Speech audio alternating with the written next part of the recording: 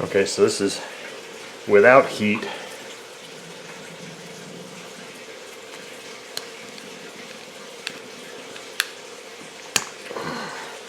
And no, that sleeve isn't budging. So I'm gonna have to go apply some heat, and I'm gonna do some oil. Try and get some oil to go right at the base of that sleeve.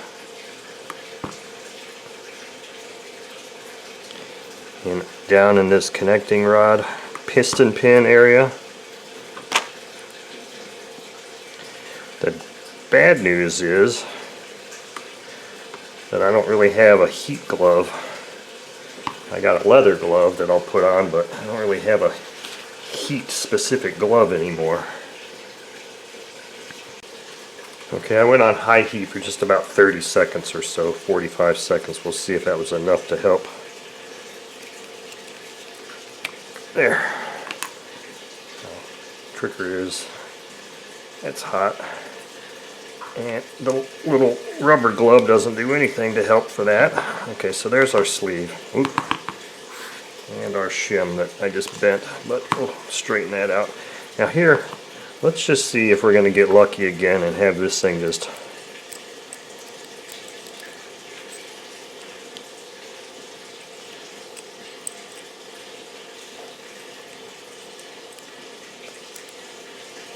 see, again, it's one of those things where it's like a 90% thing. There we go. No piston pin removal necessary. Now watch this though, because it looks like this thing is about to come right out anyway. Look at that. This engine is in really good shape. I don't understand why I thought I was hearing a bad bearing, but this really sounded horrible. It really did. I'm telling you, I'm not just doing this for the hell of it. This engine is a very low time engine. It's in really, really good shape. Why I was thinking I was hearing bad bearings. Maybe my frickin' hearing is going out. I need to get something pretty stout. I know before I've used the handle of this. Yeah, look at that. I've had this thing for probably 25, almost 30 years. And you can see how beat up it is for me doing just exactly what I just did. I mean, this engine, I mean, look at that bearing. How the hell did I ever think that that was bad? Oh, listen.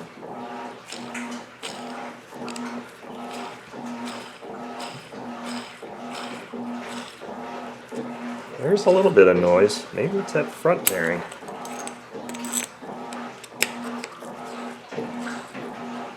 Wish that washer would shut up. Maybe it's that front bearing that sounds like crap. The kicker is, can I get something in there to just get on that front bearing? It's not going to do it. But we'll work on getting those bearings out now. Okay, so I got this front bearing out. And what I did to get it out was I just used a driver and I just plugged it in here.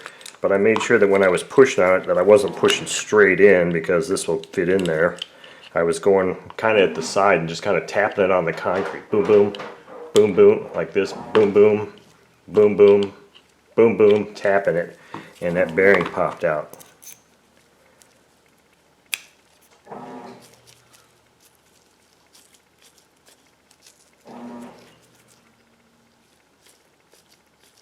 I think that's the sound of my glove I hear. See, that bearing sounds perfect.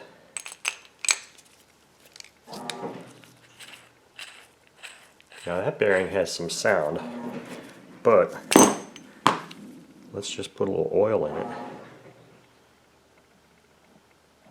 Maybe it was this rear bearing I was hearing, and maybe it's just that it was dry.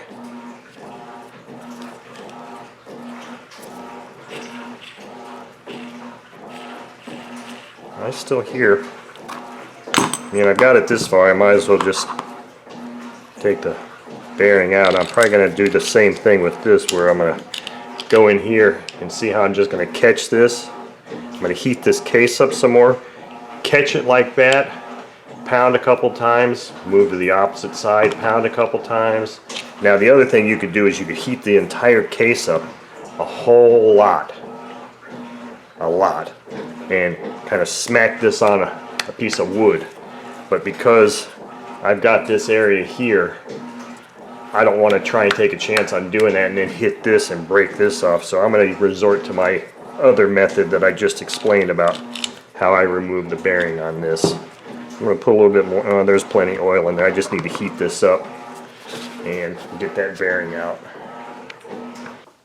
Well, that was fast. That really took 2 taps. I heated it up for about 30 seconds on real high heat, and I tapped it twice and that bearing popped out. So, and it's warm, so.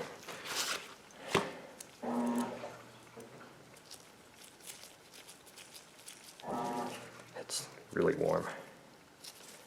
I don't want it to get stuck on my crankshaft, but since the bearing's out, we're going to replace it because I do have a set of replacement bearings, but I'm going to put these bearings in the bag that my replacement bearings come from and label them as lightly used so that I can possibly reuse those. So many of the components of this engine that have a little bit of a discoloration on them are going to go into the ultrasonic cleaner and get cleaned as soon as the store opens, and I can go get some fresh cleaning solution. Okay, despite the washing machine sound, hopefully that'll cover up any cussing you might hear. I am going to remove the valves from this head. Now what I do on an OS head is I'll put a piece of paper towel, shove it in there, hold it firmly on the table. That will keep, when I depress the keeper, that'll keep the valve from going down too. Now for this size engine and this head, I'm using a 15/64 box end to depress, and you can see that little C-clip keeper. That's where your magnet comes in handy, because I'm going to try and do this just using the magnet. But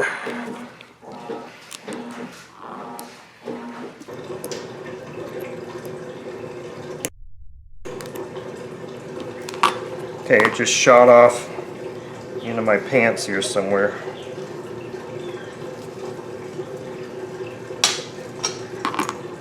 Clip did. Okay, so as a matter of reference, I did not find the little E-clip that shot out. I spent probably 15 minutes searching around for it, but luckily I have replacements right here. So I've got one that I can replace that with, and because of that I chose not to remove the intake valve, and I'm just going to put it in the cleaner just like it is. But I want to do these pictures to show just kind of a before and after cleaning. Let me zoom in just a bit more. So these parts are all before. Hopefully you'll be able to see a difference. I just went out and got some new LA's Totally Awesome cleaner. Here's Crankcase before.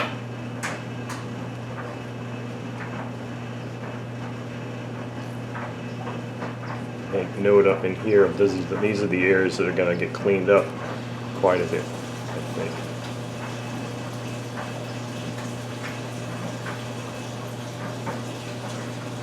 Especially up in there. What else? The carb. Carb's kind of grungy. I'm not going to disassemble this carb and put it in the cleaner. I'm just going to leave it as is, put it in there just like this. Let's see here. Rear cover, same with the rear cover. I'm just going to put it in there just like this.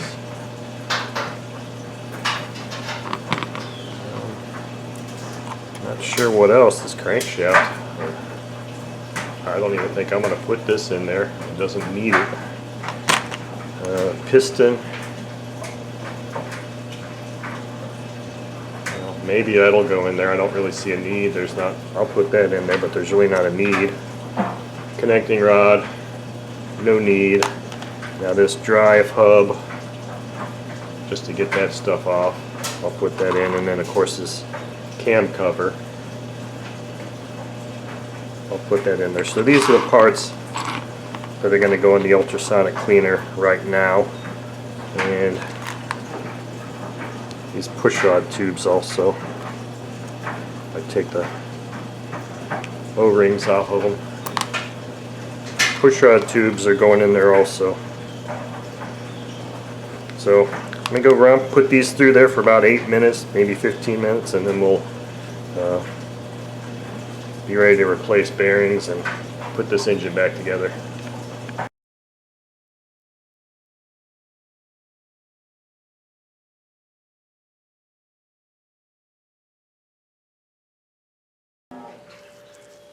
Okay, this is parts after 10 minutes in the Totally Awesome cleaner. I basically just pulled them out and put them right into this bin. I need to spray them with alcohol and then oil them first, but I thought I'd show you what they look like. So here's what the crankcase looks like now.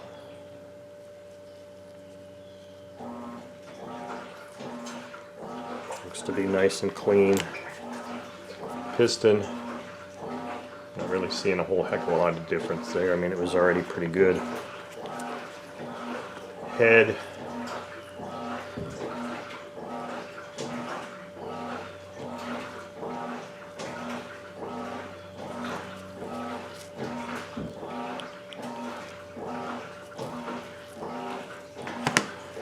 Let's see, here's carb. Carb cleaned up real nice. Again, like I said, I got to go kind of rinse these in alcohol and then dry them off, or let them air dry and then oil them up real good.